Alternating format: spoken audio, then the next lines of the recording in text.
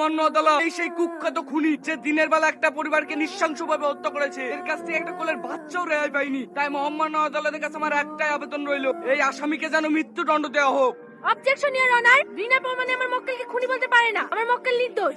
Objection my lord, আমি বিনা প্রমাণে কাউকে খুনি বলছি না। আমার কাছে সাক্ষী আছে। আমার সাক্ষী হচ্ছে ইন্সপেক্টর সামা। উনি এখন ব্যাঙ্গালোরে আসামি ধরতে গিয়েছে। তাই মহামান্য আদালতের কাছে আমি কিছুদিন সময় চেয়ে নিচ্ছি। উনি আসলে সমস্ত সাক্ষী ও প্রমাণ আদালতের সামনে পেশ করব। ঠিক আছে, আজকের মতো এখানে কোর্ট স্থগিত থাকলো। আগামী সোমবার এই কেসে রায় দেওয়া হবে। The court is close. দাদা, আমি সব রকম চেষ্টা করে দেখেছি, আপনাকে কোনোভাবে বাঁচাতে পারবো না। আর আপনার বিরুদ্ধে সাক্ষী একমাত্র ইন্সপেক্টর সামাদ। ও যদি সাক্ষী দিয়ে দেয় তাহলে আপনার ফাঁসি হবে। আপনি যদি বাঁচতে চান তাহলে ইন্সপেক্টর সামাদকে একবার পৃথিবী থেকে সরিয়ে দিন। আর এই কাজটা করতে পারবে আপনার ছোট ভাই টনি।